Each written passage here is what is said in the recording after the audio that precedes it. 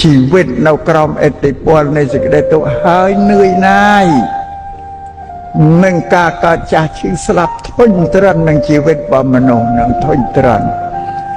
ចង់រកវិធីណាផ្លូវណាដើម្បីរំដោះខ្លួនចេញពីទុក្ខនៅឲ្យសេចក្តីទុក្ខឲ្យផុតទៅនឹង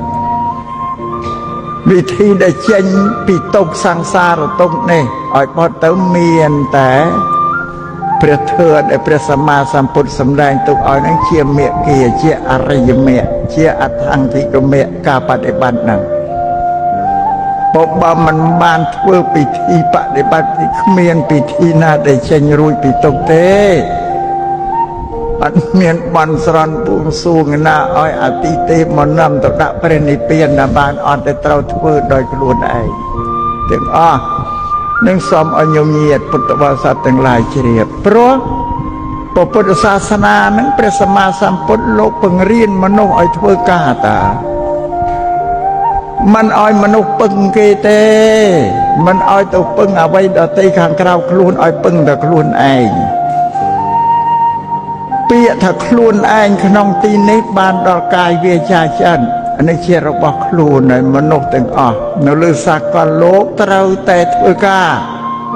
ដោយកាយដោយវាចាដោយចិត្តរបស់ខ្លួននឹងឯងសំបីជីវិតដែលញោមញាទាំងឡាយដែលរស់នៅជាមនុស្សសប្តាហ៍ថ្ងៃនេះមានចំណេះមានវិជ្ជាមានសម្បត្តិមានទ្រព្យមានយស័ក្តិទាំងបានក៏កើតតែអំពីកាយវាចាចិត្តរបស់ខ្លួនធ្វើខ្លួនឯងទាំងអស់អត់មានណាមកធ្វើឲ្យទេនេះសូមញោមញាជ្រាបចឹងញោមគិតមើលមែនតើពេលដែលអាត្មាសម្ដែងប្រាប់ថាយើងមានអ្វីអត់ដោយសារខ្លួនយើងគិតមើលពីត្រឹមនឹងចាស់ទៅក្រោយវិញថាស្អីដែលបានពីនរណាគេធ្វើឲ្យអត់មានទេបានតែពីកាយវាចាចិត្តបញ្ញារបស់ខ្លួនដែលធ្វើនឹងកើតឡើងទៅអស់ដល់ខ្លួនតាំងពីសេចក្តីសុខទ្រព្យសម្បត្តិជោគជ័យសួស្តីអីសពបែបយ៉ាងកើតតែពីខ្លួនឯងធ្វើនឹងជាពុទ្ធសាសនាដែលព្រះសម្មាសម្ពុទ្ធទ្រង់សម្ដែងនោះក្នុងព្រះធម៌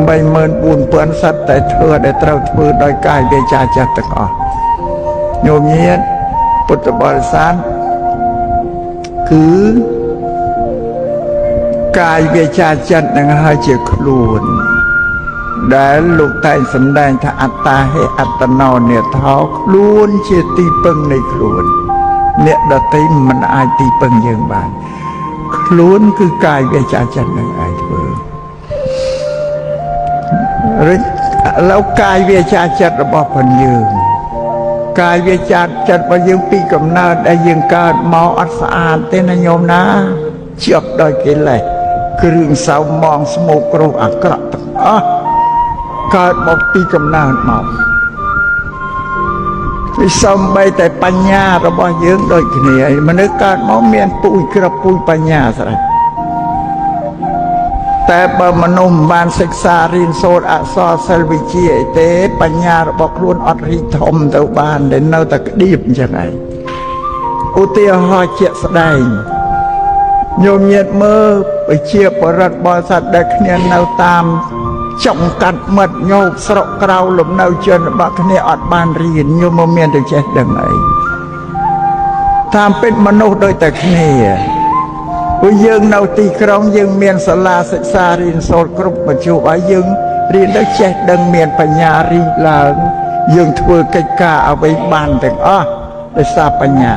អ្នកនៅជនបទមានពូជបញ្ញាដូចតែគ្នាប៉ុន្តែគ្នាអត់បានរៀនសូត្រនៅវាក្តៀបនៅនឹងអត់ធ្វើអីកើតទេអានេះបញ្ញានោះ